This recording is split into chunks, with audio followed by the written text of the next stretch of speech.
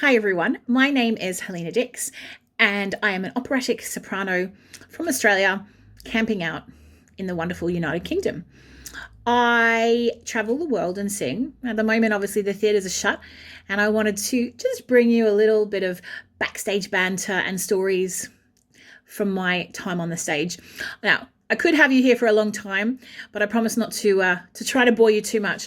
Obviously, as an audience, you usually see the finished product, and I wanted to tell you a few fun stories that I know from the theatre. A story to share with you, which is slightly shorter, was actually right at the beginning of my career, and I was working with one of my very close friends, and we were singing The Marriage of Figaro. And it was a kind of a semi-stage production for a university graduate scheme that my friend was conducting. So really good friend conducting, best mate singing Figaro, and I was singing Susanna, which you'd never pick now with my voice. But Susanna is the cute little girly maid, and she's in love with Figaro. They're together, and anyway, so she's singing a lot of this recitative. For those of you who don't know what recitative is, it's kind of like a dialogue that moves the story of the opera forward. And, if I was singing now recitative in English, I might sing, "And I walked over to the piano, oh, it was beautiful," that kind of thing. And we thought that I was going to forget my text because I was incredibly busy at the time. And for those of you who know The Marriage of Figaro, there is so much Italian in the recitative, and it's so difficult to remember. Anyway, my friend was the one to break, and he and I like to have a bit of a laugh together. And I sang a line that was something along, the idea of "my beautiful Figaro," "mio Figaro."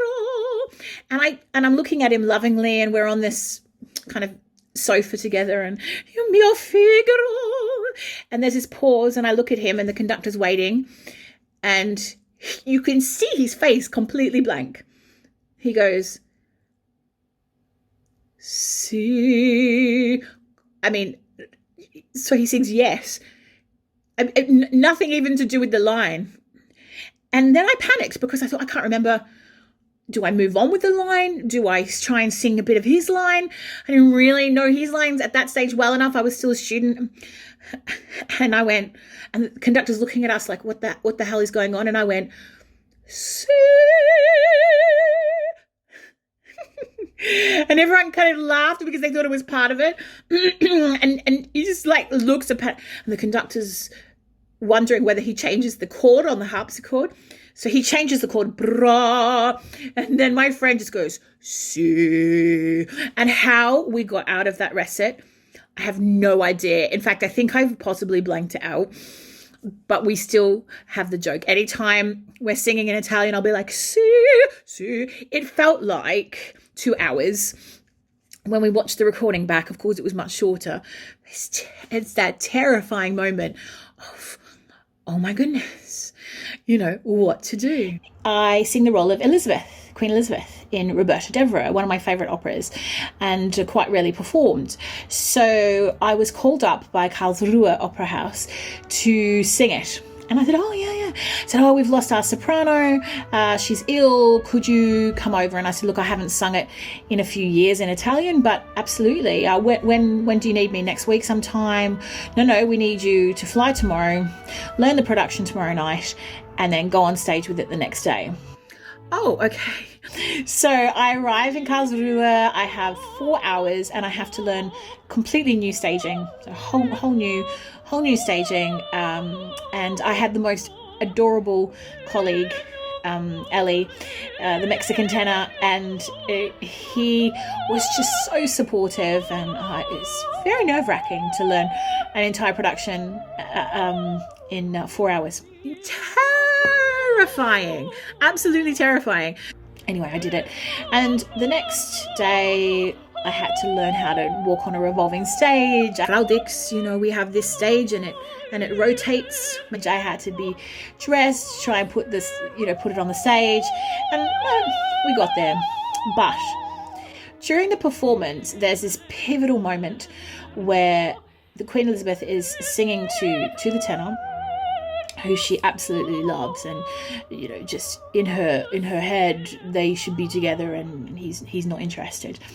Anyway, so we're in this really feisty scene, and she's as Queen Elizabeth was in that time of her life. She flies off the handle, and unbeknownst to him, she knows that he's having an affair, and she knows who it is. Sarah, her friend and confidant, and she's actually got Sarah's scarf, which is, someone's done a bit of spy work for her and given it to her, and she's hidden it over on the desk in this particular production, but she wants to reveal it at the right moment. And the baritone, Nottingham, it's actually his wife. So Nottingham's there, doesn't know, and Nottingham and Roberto are best friends. So the tenor and the baritone are best friends. I'm about to reveal, with this very dramatic moment, the scarf of his wife and his lover. And the scarf is, anyway, it's complicated. It's opera, right? So the tenor and I are singing this little duet, and I'm,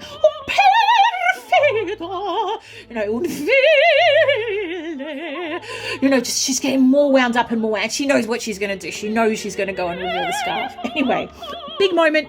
You can't stuff it up. It's really important to the plot line.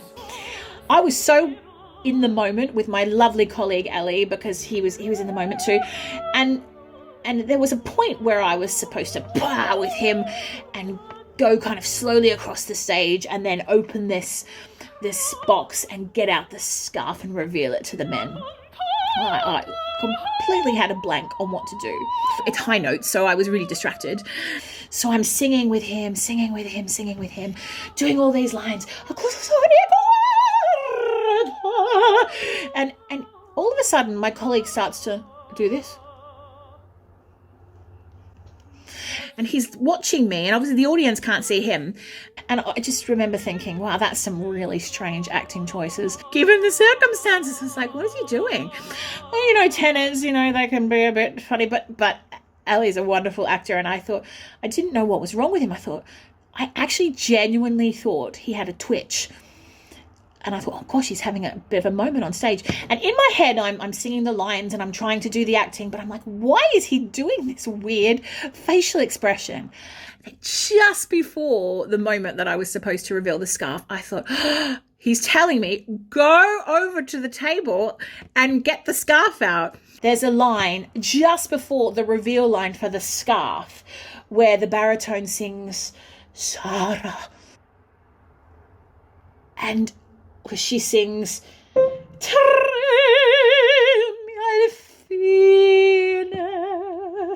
at last you tremble, because she's done this reveal. Well, anyway, all the music happens, and he's still doing the thing, and I suddenly realized where I was supposed to be. So I kind of, he's looking, everyone's a little bit nervous. I didn't know whether the conductor was aware of what I had to do. So on the tremi of al fine, there's a pause over the note. And I didn't want the orchestra to go on, because I thought, oh my God, we're going to lose the story completely. So all I could think of was to hold this tre for as long as it took me to walk the entire length of the stage, and to get from one corner to the other. Lucky I have good breath control. So it was a case of start to walk.